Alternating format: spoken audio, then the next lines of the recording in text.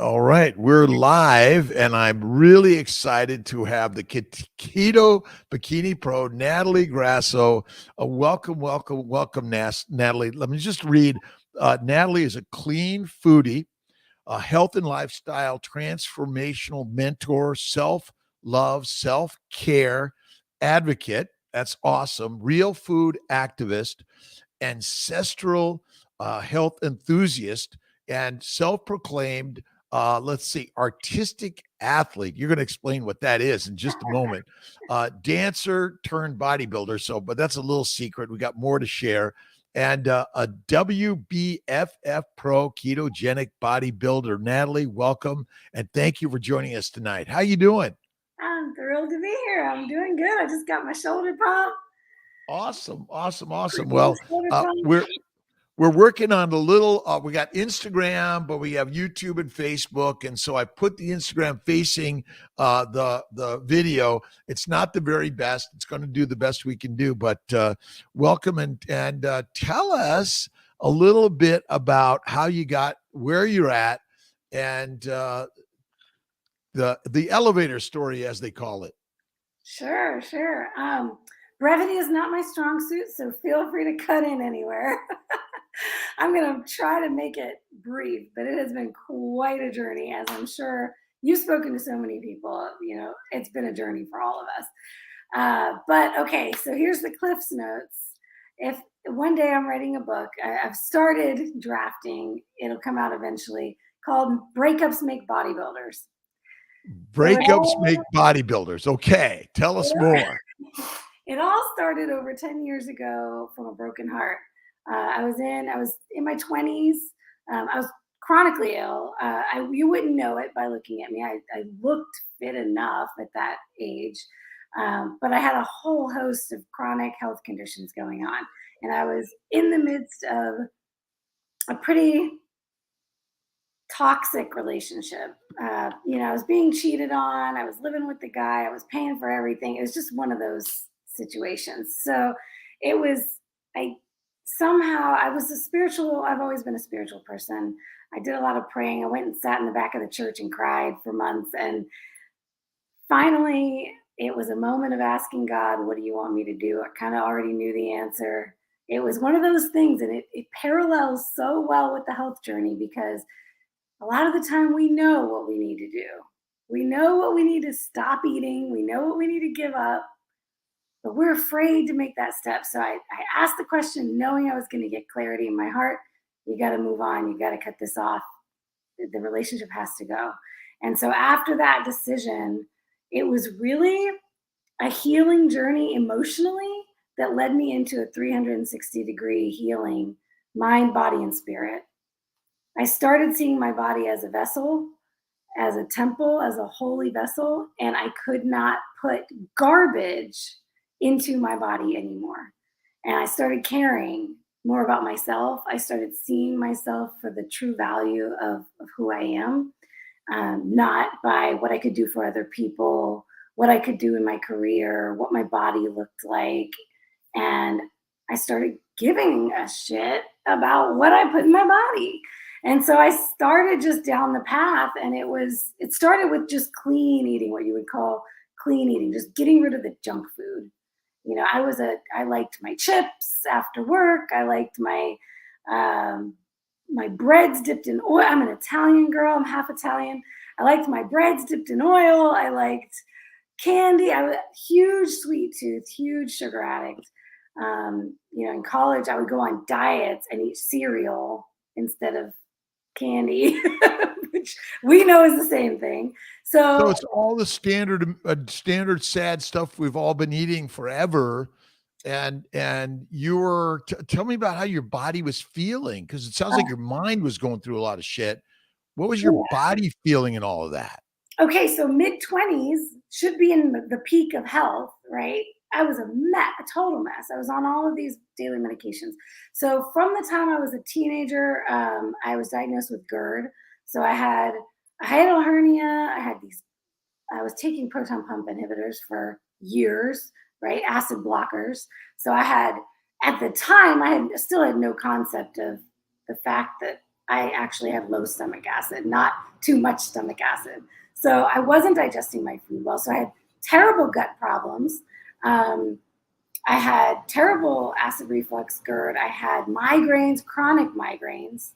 I had terrible menstrual.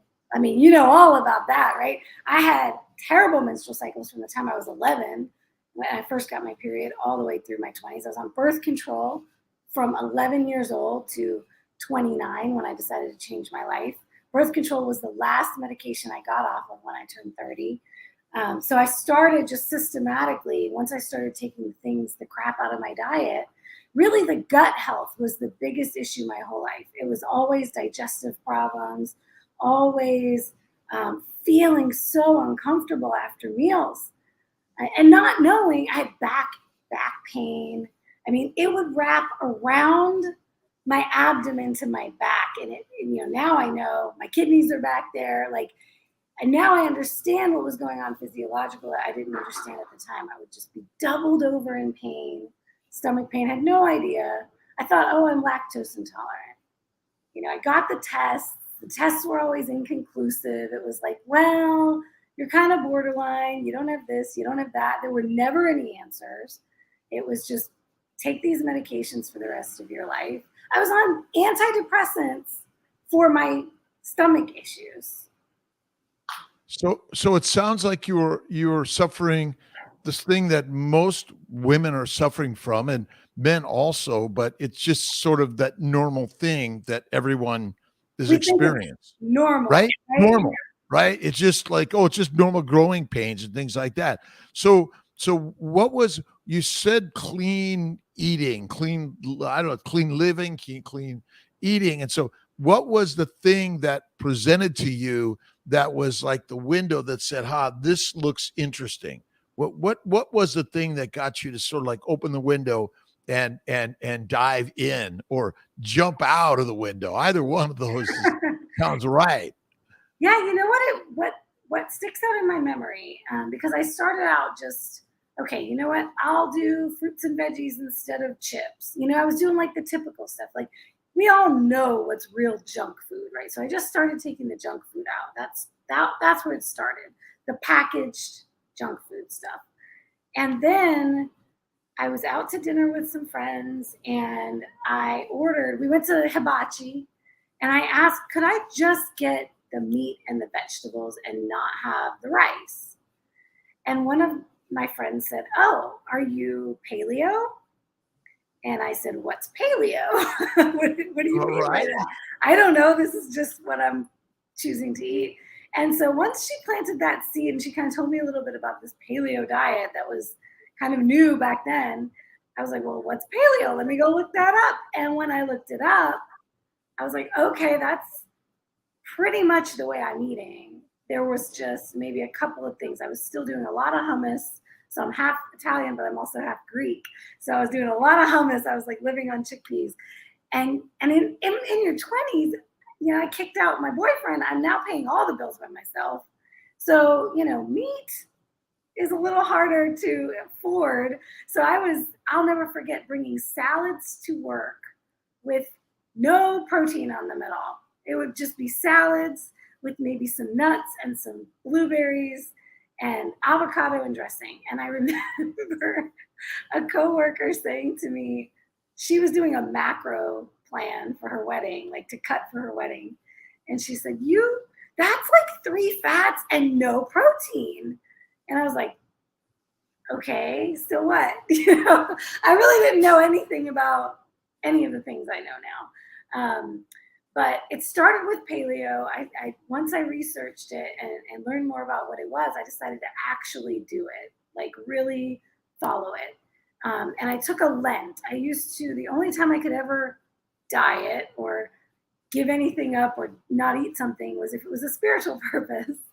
So it started with dairy for Lent before I went paleo. And the initial change just from taking the dairy out, my skin cleared up, my mood improved. I lost weight. People were like, what are you doing? I said, well, I'm just not eating dairy right now, because I always thought I was lactose intolerant. it's still an intolerance. I still can't have dairy. There's things I would like to be able to bring back into my diet, and I hope with the carnivore diet I will eventually be able to.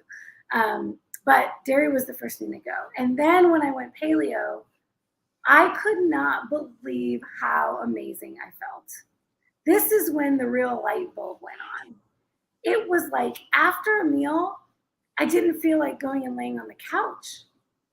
I didn't have to lay in the fetal position, holding my stomach after a meal. I could be present with people. I still had energy. I felt like I could actually get up and do something and move my body around. It was like, what is this? I didn't even know I could feel like that. And it was this epiphany of, wow, if I was living like that my whole life and had no idea that I could feel better, there have to be a lot of other people out there who are living this way and just think that this has to be these aches and these pains and all these things that you're experiencing on a day-to-day basis. My back pain was gone. I mean, it was just incredible. I couldn't believe that life could be like that. So you're a life coach, a self-love, self-care advocate. Tell us a little about the Wbff Pro and how you dove into the bodybuilding and focusing on that, and how did it change your perception of yourself? Oh man. Oh, this is a story. Okay. So fast forward, I was doing paleo. I played around with some other healing diets, like the GAPS diet was one of the most incredible things for my gut. I went Whole30, and Whole30 was the thing that opened my mind up to habits and attachments to food and attachments to dessert and sweets and things of that nature. And when I did Whole30 for the first time, it was the first time in my life I ever had a six-pack. And I mean, I was a dance major in college. So even dancing in the studio on a regular basis, I just never had that lean body. So Whole30, all of a sudden, and I was doing aerial arts at the time. So I was up on poles and silks and lyra and doing shows, and people started saying, you need to compete in bodybuilding. Like, it was like, what is that? So I looked into it a little bit and I put it on the back burner. I was like, okay, maybe one day I'll try that. And then I broke my thumb and they kicked me out of the dance studio. Liability, like you can't be in here doing all this stuff with one hand. So, so during that time, I put on some weight. I got fluffy, as I would call it. I didn't feel comfortable in my body anymore. And I lost a lot of strength because I wasn't lifting my body weight anymore. And I tried to go back to the studio after I got the cast off, and I was just feeling less confident in my body, really, really frustrated with my abilities. My grip strength was gone. I was trying to get things back. So I remembered what everybody was saying about bodybuilding, and I was like, you know what? And bikini competitions were becoming a thing. It was like, 20 years ago, there was no bikini division.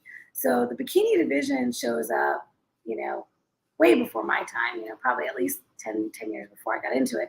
But it became really popular, and you started to see more people on social media sharing their journeys about competing. And I was like, that's going to be the thing that's going to get me back to where I was before I put this weight back on. So I signed up. Well, I didn't even sign up for a show yet. I got a trainer. I started working toward it. And my trainer put me on the typical bodybuilder macros. It was like high protein, high-ish carbs, like carbs and fats were about the same. But I started learning how this goes. And it was like, okay, my fats are going to get cut.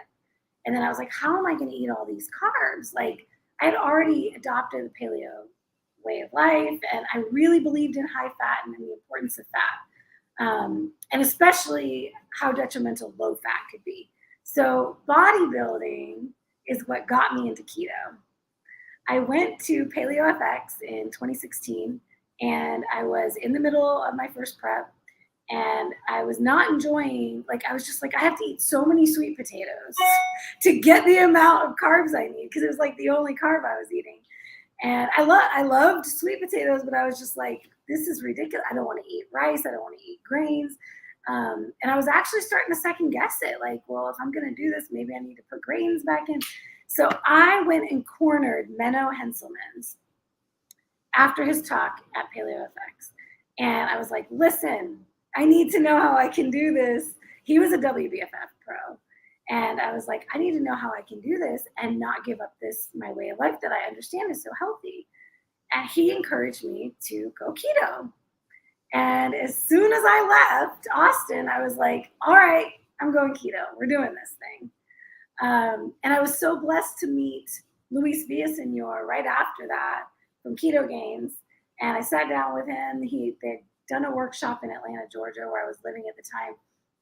And he answered all my questions. And Keto Gains is a very clean ketogenic protocol. It's not a lazy keto, dirty keto, fat bombs and packaged keto goods. What was it? Can you give us a little insight? Because, a lot of people thought, what is paleo to you? What is keto to you? Obviously, these words have labels, but, what we're really trying to do is understand what are they and how do people gain insight to be able to use this information? Yes. Okay. So the way I like to explain it in a simple way is that paleo is more about the foods you're choosing. Keto is on the surface. Keto is all about macros. It's all about carbs. It's all about keeping your carbs low enough to get into a ketogenic state, nutritional state of ketosis in your body. So if you just take it for that, you could do keto with all kinds of different foods. And you see it out there. People are doing keto with all kinds of different foods. Many things that I would not consider food. Whereas paleo is all about the quality of the foods you're choosing. And for some people, paleo, the way they say it out there, is inaccessible because it's preaching all the time, grass-fed, wild-caught, organic, only the best quality. And some people can't afford that, and it's out of reach for them, so they just don't even think it's for them. But what it comes down to, when you think about paleo, is more about getting back to the ancestral way of eating. How did we eat before we were harvesting? We were mass producing in factories. So essentially anything with an ingredient label is not really paleo, although these days, the food industry can bastardize anything. So it has bastardized paleo, it's bastardized keto. As soon as it becomes a buzzword, food companies get behind it and put labels on things. But because it says, this is the big thing I want to get across, just because it says keto does not mean it's healthy, and does not mean that it belongs in your body. So please, anybody watching this, don't just go out and buy a bunch of keto products with a label on them and think you're doing things in a way. Isn't it true that in a sense, paleo falls into the same range? If it's the paleo labels, the keto labels, you know what carnivore is, because, it's meat, it's an animal product. That's why and we'll get to that transition and how you got to where you're going. And so you were doing, it sounds like you were a dancer, and then you got into the bodybuilding environment, and you're really a health and wellness coach today. And how did you transition into that part of your life?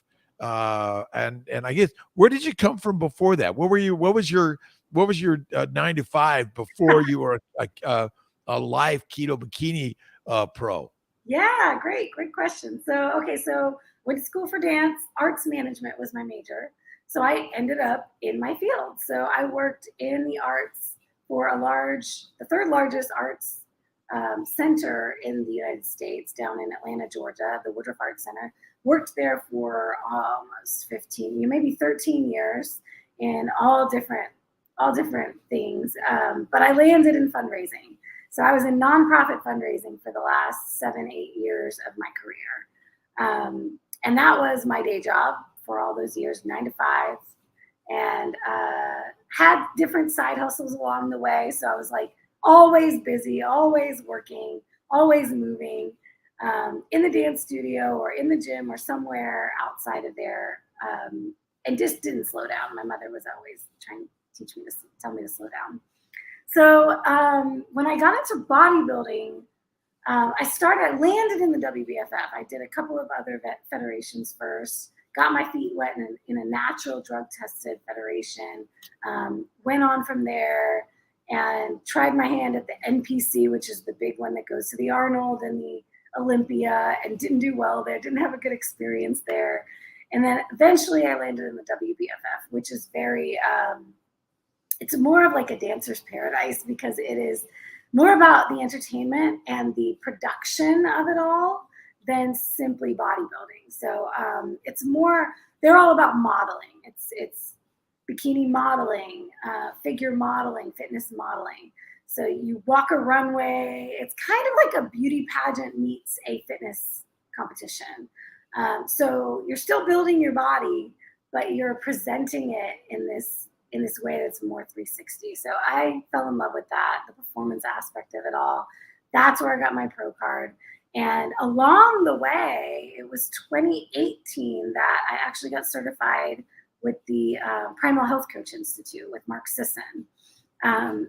Primal and the Primal Blueprint was one of the things that was really integral in my journey.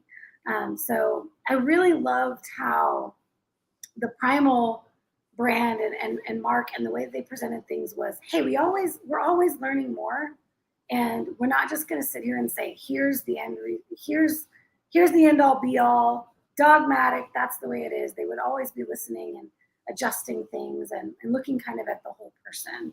So it started there, and I dabbled in coaching on the side, and then I would pull back and get back into my career and go to the next level. And as that happened, I ended up, as I was going pro and after I went pro, it was like, this is my passion. This is my life. Fitness, health, nutrition, and the biggest piece that brought me into it at the beginning when I talked about healing my heart. As I got into bodybuilding, with each show, it became less and less about health and more about aesthetics. I started caring more about what my body looked like than about what I was putting into my body. So the pendulum started swinging back in the other direction. And it was the same kinds of things that plague so many of my clients and the way I was for most of my life. Eat less, move more. Eat less, but eating junk because I can fit it in because I'm cutting calories. And I started listening more to that bodybuilding mentality. And I'll tell you that the industry, the bodybuilding industry, it's terrible. What it promotes, the mainstream industry, it's not about health at all. It is about what you look like on stage in a single moment, what you look like on a magazine cover. And these people, a lot of these people are treating their bodies like garbage cans, and they reap the negative effects of that 20, 30 years later. And especially the ones that are using PEDs, which I'm 100% natural athlete, always have been, always will be. But the industry can get in your head, and it got in my head. And there was disordered eating came back. I mean, because I had eating disorders in my preteens, came back with a vengeance, binging, restricting. It was no longer about those things it was first about. It was about what makes my body feel amazing and how am I meant to be eating. It became about numbers. It became about macros. It became about calories. It became about what can I fit in, what dirty foods or cheat meals can I get in, coveting the junk food and all of that. So last year, 2021, I went on a deeper health and recovery journey that was mental, psychological. I mean, I hit it from every angle.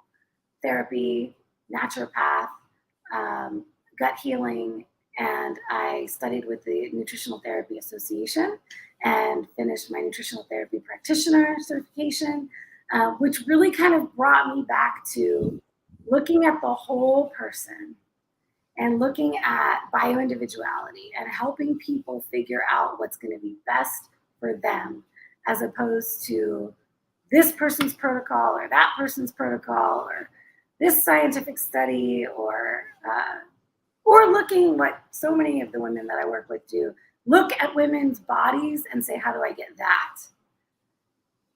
And not thinking about all the other things. Well, in that bodybuilding world and in the bikini world, I mean, it's all about, you know, in our society, it's all about what you look like. And that seems like the biggest push, even in medicine, where we label people obese and you know, high BMI or whatever it is, and we're pushing looks. And what's your thoughts on the vision? Because it sounds like you're moving more towards understanding the spiritual nature, the emotional nature, and how do we approach that for uh, uh, women, men, all of us, but certainly mostly women? It sounds like that's your field that you're mostly working in, because certainly body image has been pretty fucked up in our humanity. And obviously we're all there looking to look our very best, but is that the very best way for us to approach health and wellness? Absolutely not. Absolutely not. And here's the thing, and I say this all the time, especially with clients who are second guessing, like if this lifestyle is the right lifestyle for them. First of all, we have been programmed to believe that food is entertainment and emotional coping, and we've been programmed that really to be addicted to this junk that we've been fed. And it's not your fault. It's not your fault. It's meant to do that. It hijacks your brain. So there's this aspect of, you know, us thinking there's something wrong with us, or us thinking we need it. We've been told our whole lives you have to eat carbs. Carbs are necessary, and all things in moderation. That's my biggest pet peeve. All things in moderation. The simple fact is many of us cannot moderate those foods. They've been engineered so that we cannot moderate them. And I'll tell you what, when I had that setback and came back, it was like a 48-hour turnaround in my mental health. We don't see that there's such a powerful connection between these standard American diet junk foods and our brains and our mental health and the way we see ourselves and our belief about ourselves. So a lot of the mental and emotional stuff is actually because we are creating this inflammatory state in our brains and our bodies, and we can't think straight. We can't think clearly about our own well-being. So it's a little bit of the combination of we're fed the story and we're fed the food. It's almost like the food makes us hypnotized to the story. But if you ate the proper food, you would have more power to recognize the story is false. The power, exactly that you had the power all along. It was always possible for you. I think a huge thing that we struggle with, and that mental emotional piece that I focus on with my clients, because you can get macros from anywhere. You can get a meal plan from anywhere for free on the internet, right? That is not what a coach does. I am here to help you get past the struggles, the why can't I do this? What's wrong with me? There's nothing wrong with you. It's habit and it's patterns and it is programming. And guess what? If you learned it, you can unlearn it. You can unlearn habits, patterns. Programming. And so how do we change the habits, the patterns, and the programming?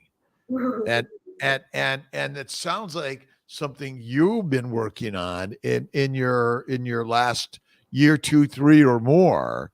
And tell us where you're at and how you're sharing those habits, patterns, programming. Program to believe. Yes. Okay. So Okay, so first and foremost, we have to have an awareness. Until we become aware of these things, it's like they're running in the background. We constantly have patterns and we constantly have programs running in the background. And nowadays, we're hearing the term neuroplasticity. We're learning that we can actually change our brain. We can change the way we think. We can change the way we behave and we act. And it has to start with that awareness. So the first thing I usually work with someone on is understanding, first of all, that there's probably a little voice in your head that you never hear, you never heard when you, especially my binge eaters, you know, you go into a binge, you come out the other side and you're like, I don't know, I blacked out. I don't know what happened. I just ate all this food. All of a sudden I was just looking around at packages all around me. The default is always going to be, I don't know. I don't know what happened. So I always start with, okay, let's look around at what you do know. What was the situation happening around you at the time? Where were you? What time of day was it? We get granular on these things. We start to identify the pattern. That's where the pattern emerges. Oh, interesting. Every time I'm stressed at work and I get out of a meeting and I have 5 minutes before the next meeting, I go and grab a bunch of candy, or I go to the cupboard and I grab a bunch of chips. Okay, so it's always happening at the same time of day in the same circumstances. We start to identify these patterns, then we can start to backtrack and say, okay, well, what's going on there? What's your emotional state at the time that you're going for that, to grab that food? Okay, you're looking for a change in your state. It's not at all about the food. A lot of the time people think it's about the food. It's just so, I don't want to give it up. It tastes so good. It's not about the taste. It's giving you something that you're seeking, a need that you're seeking, that you're not giving yourself. That 5 minutes between that meeting, you probably need to sit down and breathe, or you need to move your body. There's a real need that your body has there. And we're just so used to numbing that need and going and numbing with food, because food fills the space. And I don't have to think about how I'm feeling.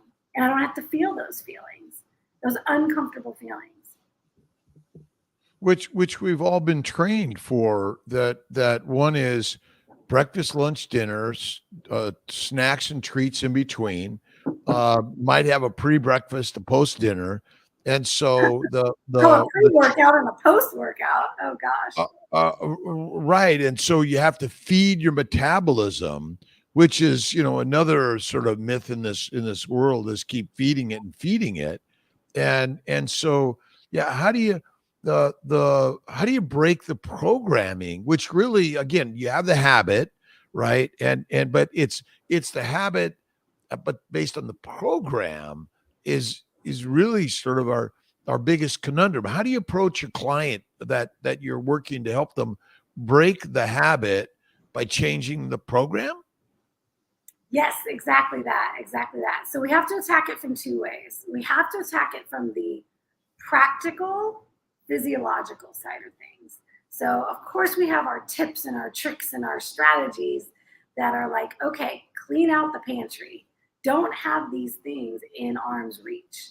What can you do to make it more difficult for you to get to this thing? Because what we have to do is we have to interrupt the pattern. So to change the pattern, we have to interrupt the pattern.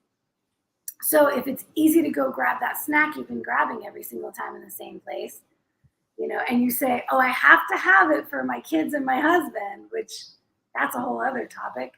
We get into that because a lot of the time it's not for your kids, it's not for your husband.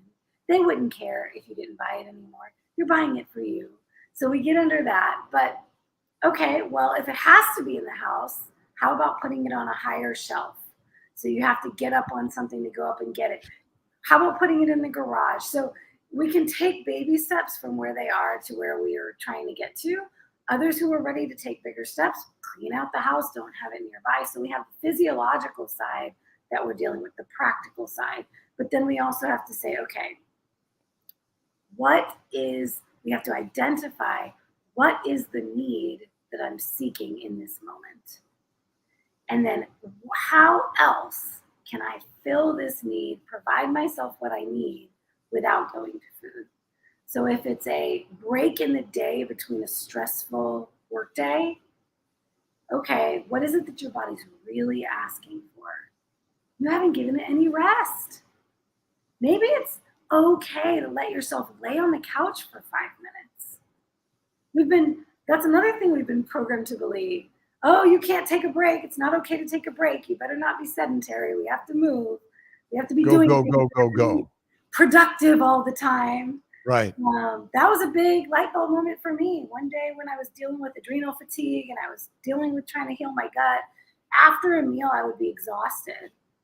And I just had this constant thing running in my head of, I need to be doing something. I need to be doing something. I'm not getting anything done right now. I need to be getting work. I need to be, okay, chill out with the these high expectations for ourselves, and then beating ourselves up over what we're not doing all the time. The self-judgment, when I got clear on the fact that, oh my gosh, I have all this self-judgment happening in my head all the time, it was making me exhausted when I wasn't doing anything it wasn't doing anything physically to exhaust myself, but I felt exhausted. Oh, it's because I'm constantly judging myself. So there are some things, and it's different for each individual, but for me, it's about helping my clients figure out what it is for them that's holding them back. And tell us a little bit about how you approach food today, and is there an optimal nutrition for humans? Maybe you could tell us a little about how you approach it. Sure. So my journey eventually landed me to carnivore. It was when I was going through the recovery. Oh my goodness, I fell into the trap of food allowance. Every eating disorder recovery, it's mainstream. Well, I say mainstream, but it's really all there is for the most part. I've now heard of maybe one or two people who is speaking out about a ketogenic carnivore way of approaching eating disorder recovery. Oh my goodness, amazing. You need to have Michelle Hearn on if you haven't yet. She's my new favorite. But they all say, oh, you need to allow all foods. And you're not healed until you can allow all foods. So I fell into that trap and started allowing the junk. And quickly, the health just deteriorated with that. So it was coming back to first keto, first just getting the junk out. And then, okay, cutting the carbs out and anything processed again. Okay, clean keto, as I said, keto gains, what I mentioned before, it's about meat, it's about veggies, it's about, that's pretty much it. It's like meat and veggies. So I went back meat and veggies, and then I was working with my naturopath, and we were working through my gut issues, and I was taking these herbals and all this. And I had been flirting with the idea of carnivore for a while. And this is because whenever I would do a prep for a show, for peak week, which is typically when most bodybuilders are like loading carbs and loading water and cutting sodium and doing all this crazy stuff, I would go carnivore. I would just cut out all the veg, and it would just be meat. And I'd be eating ribeyes, and I'd be eating top sirloin, and leading up to the show, maybe some salmon, but usually up to the show, the day before the show and the day of the show, I would do an OMAD with a big ribeye, and that was it. And I felt amazing. I didn't have to worry about bloat and wateriness and water retention in my body. And I was salting my meats, and I was, salting my water and electrolytes. And so it would be water, electrolytes, meat. And then the day of the show, and I would fast on the day of the show. And I just felt amazing. And so I always thought that I only ever did that for maybe a week or two at a time. And I went out to Vegas last year for Keto Expo, and I met this carnivore CrossFit guy, and I happen to live with him now. I think you're talking to him next week, Bronson. Yeah. And he was carnivore for 4 years. And I was like, hey, you know what? I've been thinking about trying carnivore. And we were in a long distance relationship at the time. I was in Atlanta. He was in Maryland. And I would spend like 2 weeks in Maryland, 2 weeks back at home for a while. And whenever I was like, you know what? New Year's, he was like, okay, when are you going to just move up here already? So planned to do it right after New Year's. And I was like, you know what? I've been playing around with this. Every time I stayed with him for 2 weeks, I would go carnivore. And I always felt my best. And so I was like, okay, New Year's, when I move up there, that's it. I'm just going to rip the Band-Aid off and just do this thing. So I haven't been perfect. I still have attachments to so many non-carnivore foods. So I want to say that out loud because, guys, like, we have to stop thinking we have to be perfect. Like, it's okay. You're going to get there. Like, there's a journey, and if you eat something off that's not carnivore tomorrow, you're not the worst person in the world. Just get back right to it. I've had my little dabbles here and there, and every single time I feel the effects in my body. I feel the inflammation right away. It doesn't matter what it is. So I will say, I'm a believer. I used to be very much like, oh, you need to eat as much variety as possible. I still believe in variety of the animal kingdom. I do think my biggest platform with my women that I work with, please get off the chicken. Like, I mean, okay, chicken thighs, cool. I will get down with some chicken thighs every once in a while. But stop living on chicken. Like, chicken is one of the most devoid nutrient foods in the animal kingdom. Like, if you're gonna go animal-based, chicken's on the bottom of the list for me now. So I definitely believe in red meat, ruminant animals. Lamb is at the top of my list. Oh my gosh. And I still believe in the best quality you can afford. So if you can afford grass-fed, pasture-raised, I mean, I do as much of that as I can. But the first things first, get out the junk, get out the packaged stuff, start there. Get out the sugar, all the added stuff, anything that has an ingredient label, and you can work your way down. And I truly believe that I work with my clients on where they are. So, I was ketovore for a long time, kind of that like mix of in between keto and carnivore. It was like meat and veggies, really. And it kind of went like less and less and less veggies because ultimately I just didn't feel good when I ate them. I felt that every woman in the world doesn't want bloat anymore. Like, the number one complaint I hear, I'm bloated. I hate being bloated. I don't want to be bloated anymore. And if someone says they're bloated, what do you know? It's the grains, if they're eating grains. They ate some grass and grains. Yeah. That's absolutely it. What's your I don't like the word cheat. I don't like the word, I like, we reward ourselves and treat ourselves from time to time, as Tony brings up in the chat. What's your time to time, and what's your treat?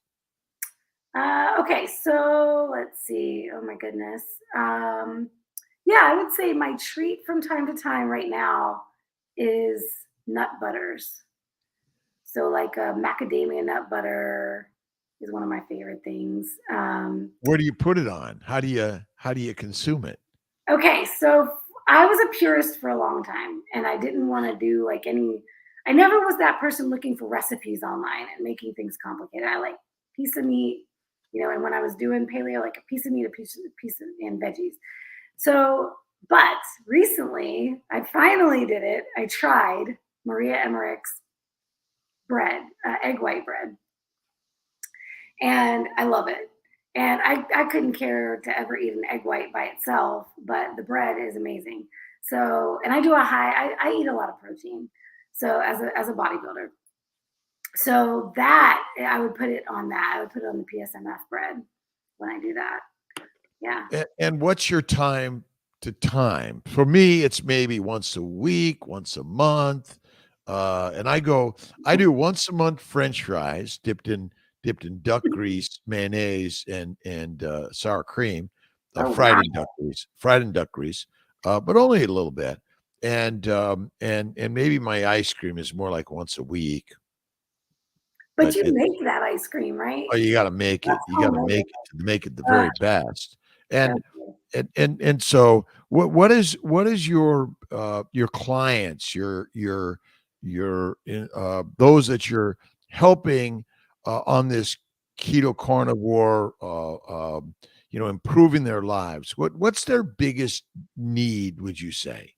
Oh boy. The Wow. one, the one. Biggest need. Okay. So my motto or my mantra is become the CEO of your body in your journey. And I would say the biggest need that a lot of them don't know they have is that they don't know their own bodies. There's a Mm. need to know your own body.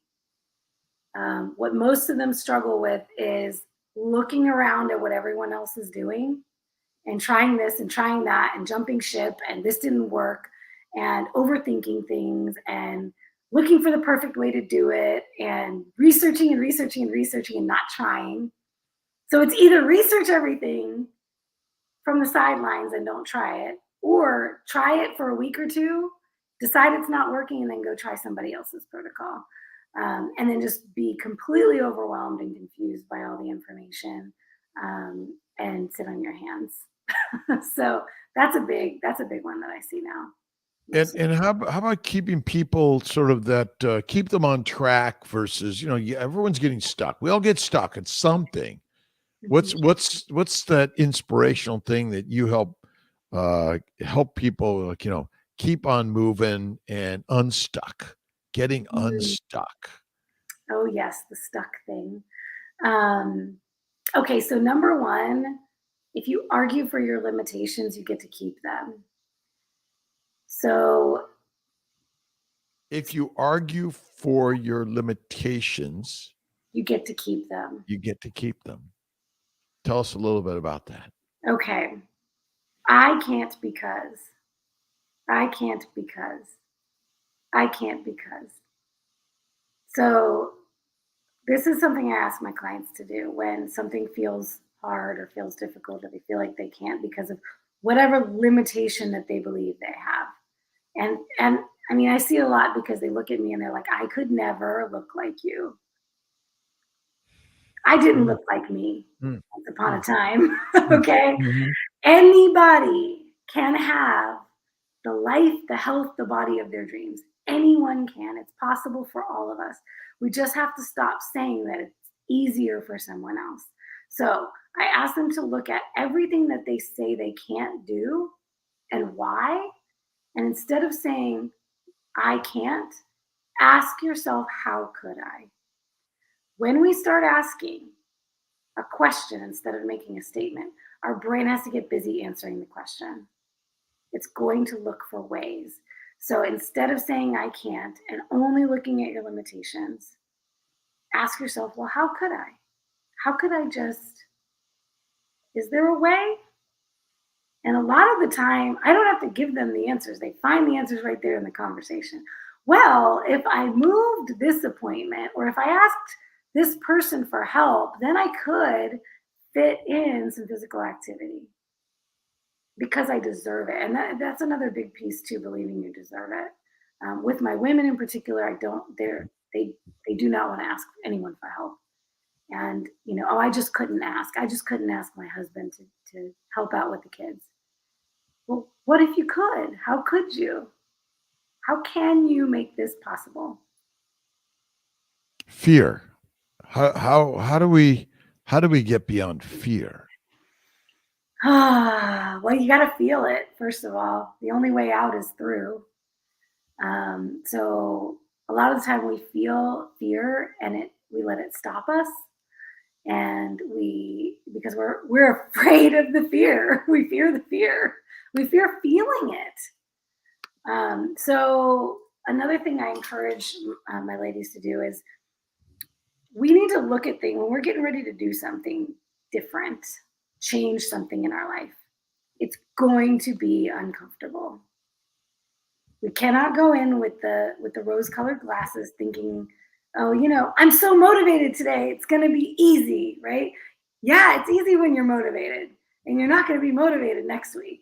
I guarantee you, give it 2 or 3 weeks, the motivation is going to fade. So you have to recognize and look forward and say, guess what? It's going to get uncomfortable. I'm going to have resistance to this thing. That resistance is what we call fear. There's like this hesitancy. We're going to feel there's so sit with it. Sit with that feeling. What does that feel like? Most of us have never been encouraged to sit down and actually feel the difficult, uncomfortable, possibly painful feelings that we have going on in our emotions. Once we learn to sit with it, we realize that it's not going to kill us. It's there. Don't have to judge that feeling. There's nothing wrong with it. It's just uncomfortable. Well, a lot of the time we can find a time in our lives where we overcame something uncomfortable. So then I ask, okay, let's look for some evidence of when you were capable of overcoming something. Because if we can find that evidence, confidence comes from evidence that I have been capable of this before. It may not be the exact same thing, but you're capable of the underlying thing, which is overcoming the obstacle. You overcame some obstacle in your life before, I promise. So let's tap into that and say, if I could overcome that, I can overcome this. So ultimately, all of us have overcome some fear and some obstacle, and by simply finding that thing where we go like, oh yeah, okay, and it teaches us that we can do it. That's what you're saying. I love Absolutely. it. I love Absolutely. it. I love it. I love it. Tell us a little bit about where you're at today and what's your main focus of your lifestyle and or your career, and what you're passionate about. Yeah. Oh my gosh. Okay. So my big passions today are getting women to lift heavy things, Mm. not being afraid of picking up weights and putting muscle on your body. And, I would love to just smash this idea that women are supposed to be frail and thin. And that all people, this is another big one because I'm turning 40 in February. And, people see me, especially they see my photo shoot photos and they're thinking I'm 20 something. Like, no, Yes. yeah, I'm turning 40. So I'm a huge proponent on we do not degenerate as we age because we age. We degenerate as we age because of lifestyle factors. We're not usually not getting enough protein, not getting enough nutrient dense foods. Women in particular not getting red meat. They always cut out the red meat first. Not moving our bodies and not moving our bodies in the way that will promote skeletal muscle mass and keep us healthy as we age. So build muscle, eat nutrient dense foods, and deal with the shit in here and in here. So that's really like my whole platform is mind, body, spirit, wellness. It's what I've come back to, and now my whole goal personally is to optimize my life at all times. So, and what I work with my clients on, really my main focus there is what is optimization for you? Where are you today? Where would you like to be? Let's paint the picture, let's create a vision, and let's take a step forward. Let's find that path forward to that optimal life. So I still love bodybuilding. I still love presenting myself on stage. I would love to get some titles. So I'm still working toward that. And I'm reconciling. For me, it's about reconciling that world, those worlds. Because my original goal with competing was I want to take this healthy lifestyle I've created and create this badass body and not give up my health in the meantime to get to that goal. So this year I've been prepping all year to make my comeback to the stage after taking a year off. And my goal is to get to the stage healthier than ever and to not rebound after and to not go into the binge eating and to not have these relapses because I'm doing it in a way that my body is optimized. And I want to help other women do the same thing. Is it in order to get cut and lean, there's some real struggles in doing something that maybe not optimal for our human bodies? Absolutely. Yep. Yep. And I would and say, so and so maybe part of the thing we should be talking about is those bodies that we see up on stage are radically manipulated, that are not natural to our humanity, yes, because an animal without fat doesn't survive the famine. right. Right. And it's highly unlikely that any of our ancestors would have had that much muscle mass either. So it's very unnatural what happens. I'm so glad you actually brought this up, because to get to stage, you have to we try to trick our bodies into letting go of body fat while maintaining as much muscle mass as possible. That is not what naturally would have happened in the wild. Um, you can't get jacked and shredded in a natural habitat, in your natural environment. It wouldn't have been possible. So this is why you see most bodybuilders using enhancements. There's the natural federations now and drug tested federations, but it's still very difficult to get to stage level leanness. It takes a toll on your mind, your brain, and your body.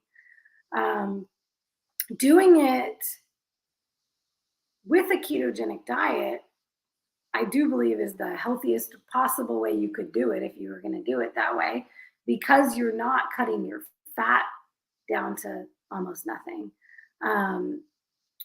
So you're maintaining a level of hormonal health that you would not be able to maintain if you dropped your fats out so low, and living on carbs. And so there's certain things that I bring to it that are the best possible way you could go about it, if that's what you want to do. But for the grand majority of the population, they're never going to get on stage. It's not a goal for most people. It doesn't need to be a goal for most people. And we do not need to be looking at these bodies like that is what we all should be looking like every day. I don't look like that every day, and none of them do. So I do want to get that out there, that none of the people that you're seeing in these magazines and on stage walk around like that. That is for a few hours, not even a whole day. Like, it is to get to this point on stage to present your body to get a trophy. Like, in the grand scheme of things, this should not be the goal. The So life so there's a lot of look at me, see me, out there for all of us. I mean, I think that's our general nature. I always say reproduction is the only thing that matters, and what we look like, becomes a big thing that matters. Although I would tell you that in my clients that every size, shape, age, weight, gender, description, whatever it is, are not only welcome, they're encouraged to be who they are. And maybe that's part of our real problem in the healthcare industry. We're trying to sort of create this is what you should be, this BMI, this XYZ, and you should, eat this, act like this. And we need to sort of break that and encourage everyone to be their unique and beautiful, amazing self, and see them in the mirror exactly as that. Uh, this is why I had to come on with you. And this is why I love you as a person. Like, the minute I met you, I felt this energy and this love. And that is exactly what I want everyone to feel for themselves and others, that we are not this external. And okay, it's amazing. It draws eyes to us and we all want, but okay, there's probably something inside we need to deal with. When we're seeking after so hard some external look, and I see it a lot with my women who come to me very lean, because I have kind of two different spectrums, right? I have women who want to lose a lot of weight, and I have women who are very lean, too lean, living there, who now have seen the light and they want to put on some weight. They want to put on some healthy weight. And they want to know how to do it the right way. But what I've seen is this just pervasive, it's never enough. It's never enough. Sometimes I look at the data for a potential client, and I'm like, why are you coming to me? What? I mean, there's nothing wrong here. Your body composition is great. Your photos look great. Like, what? Why do you want more than this? What is there that's more than this? You're doing fantastic. So in essence, our vision of ourselves seems to be inching more to the negative than more to the positive for so many of us. Mhm. Mhm. And that what's wrong with us seems to be the primal topic, in essence. Yeah. And so, you know, we're looking for the we're looking for the guidance, but we're also looking for the acknowledgement that we're okay. Yes. Validation. Yeah. And I always say we're in the right tribe. And Steve brought up greetings from the tribe. We got Suzanne, Tony, and others on our chat today. We did, we're just having a great conversation with Natalie Grasso, the Keto Bikini Pro, and it's really just been an amazing conversation. And we could probably talk for hours and hours and hours, but ultimately, it's we've all gone through problems, challenges, failures, faults, worries, negativity, all of us. And what is your best advice for all of us sufferers in this amazing world? Mm.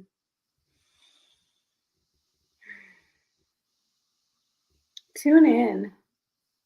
Tune What, in. what's that? Tune in. Tune inward. In. Tune inward. Yeah. What, Let's what, sit with yourself. This is what, this is the biggest challenge for anyone. Before I would tell you to change anything, well, okay, maybe I would tell you to change some things with your diet too, but if you yeah, can't sit with yourself for 5 minutes in a day, it that's a starts, bigger issue. and yet I think it starts with the loving the person that's in the mirror. That's what you just said, essentially.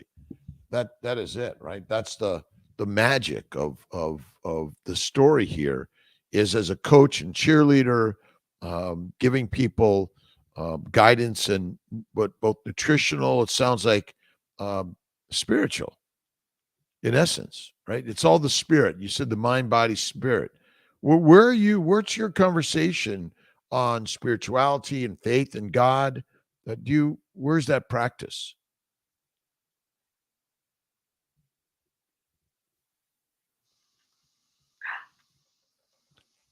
It's About it's it's the vibrational energy of the universe. It's breathing. It's going here and there. It's all over. It's just energy. And we're amazed we have all this technology. I even turned my phone off on silent. It still rings. And then it wouldn't even connect to Instagram of any quality. So I just turned it off. But that's we've the got energy of the stones universe. brewing over here, so there's definitely energy fields Yeah, going on. yeah. It's but energy.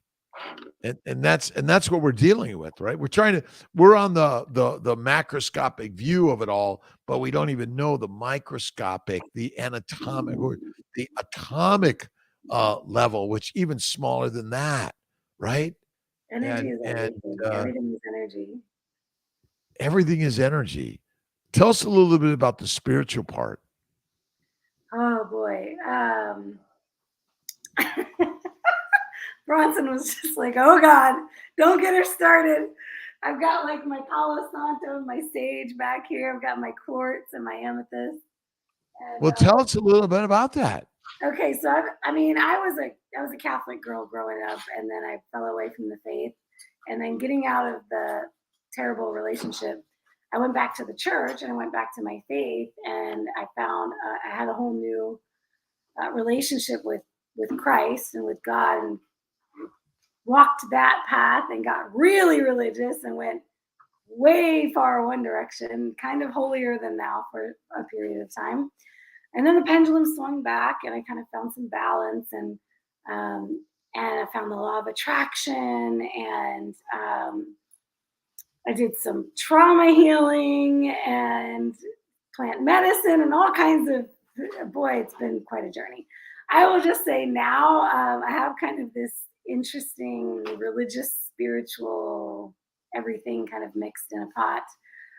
So I still have a deep prayer life. I have a meditation practice that came along the journey, which was really the biggest piece for me was like I mentioned a second ago, sitting with yourself. A lot of people get turned off by the woo woo, but meditation is nothing to be afraid of. Meditation is sitting with yourself in silence and being with whatever comes up. And it's not necessarily, in my opinion, an absence of thought, which a lot of people are frustrated in their meditation practice because they keep having thoughts.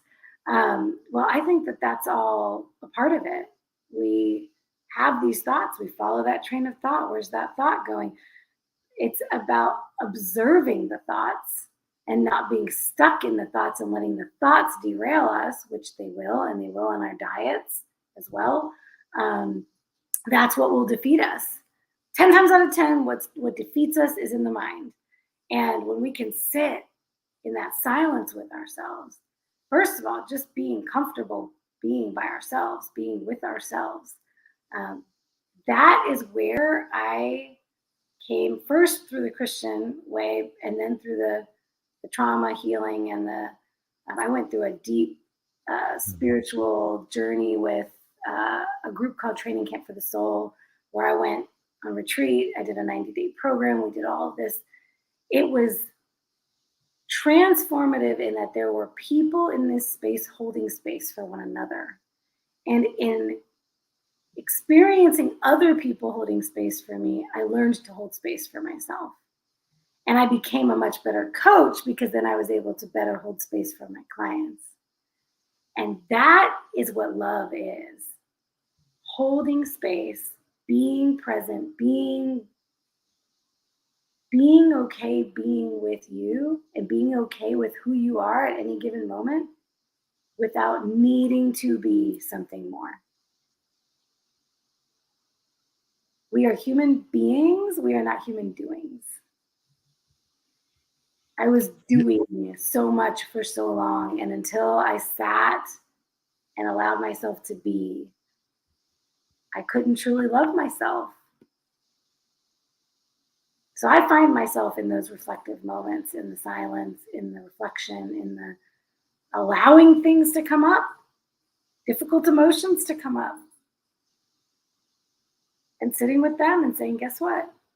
That's okay too. I don't have to judge it. We are emotional beings. It's our nature. And it's all okay. That's what you're saying. It's all okay. It's all good. It's all good. It's all good. Laughter. What's your take on laughter? It's medicine. Laughter is medicine. It's one of the best medicines. We can't take ourselves too seriously. What's your daily joy? Oh man, the sun. Seeing the sun. What's your favorite workout? Shoulders. I did shoulders tonight. Anything shoulders. And what's your favorite food? I'm so glad. Your favorite dish. Your favorite dish. One dish. One. Okay, favorite food is lamb, prepared anyway. But a braised lamb shank is heaven on earth. What's your favorite vacation spot? Oh my goodness. Mykonos, Greece. How about your favorite retreat? Retreat location? Or just retreat? Sure. I've been on many retreats. Training Camp for the Soul in Estes Park, Colorado was amazing. Who's your most inspiring human? My love, Bronson. He inspires me every day. Awesome. Is there anything you want to share that we haven't touched on?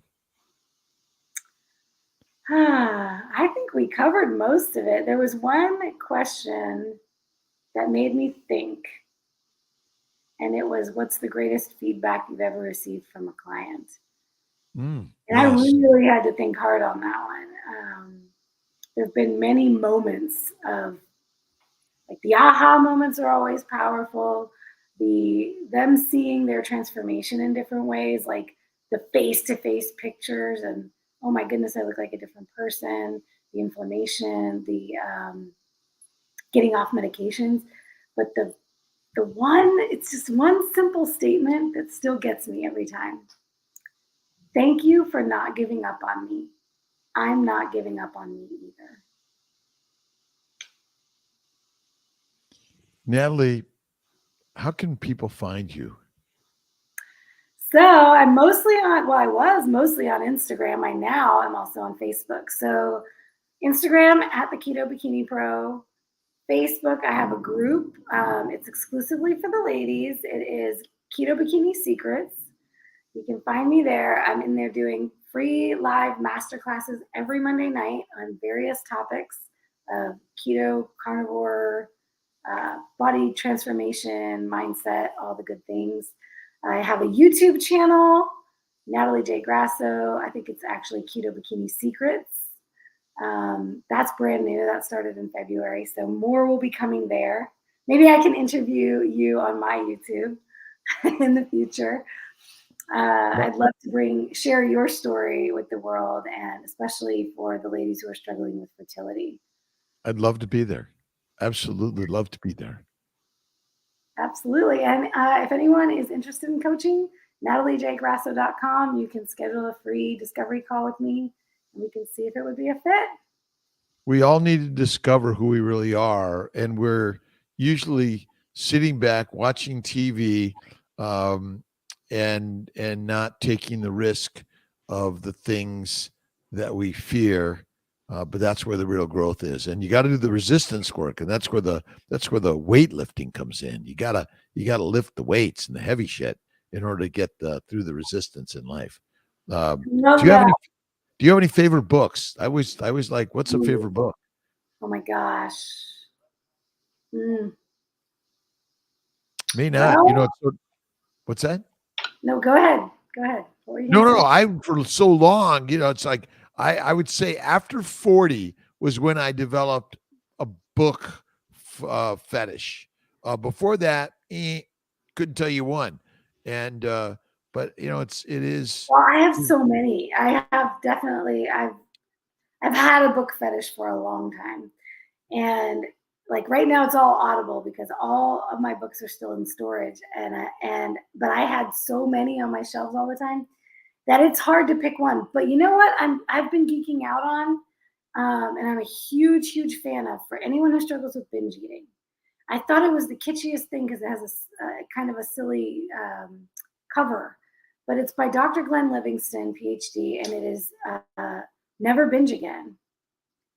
It is incredibly mind-blowing, and it is very unapologetic, and it is not the typical approach. So I love it for that reason. Some people are not ready for it. If you look up that book and it makes you angry, then maybe you need it in your life.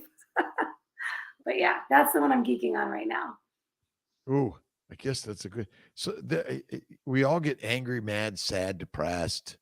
That's the nature of life, and yet it sounds like what you're sharing is how to pick ourselves up and refocus the mind, and by going carnivore, it will help the mind, and coaching by Natalie Grasso, the Keto Bikini Pro. Find you on YouTube, Instagram, Facebook. It sounds like, and everything else, but really a pleasure. Thank you for being with us today. And it's been a fantastic time. So thank you, and namaste. Thank you so much for having me. Namaste, Natalie. I love you. I look forward to interviewing your your partner. That's going to be fun too. We have a fun time in all of this, but we met at that meetup, which was in New Jersey with Lisa Wiedemann. Everyone's got to go to a meetup, and Carnivore it's synonymous with real change and growth, and it's a game changer, wouldn't you say? Absolutely, 100%. And you All need right, to have a tribe. all right. God bless you. Go rock on tribes.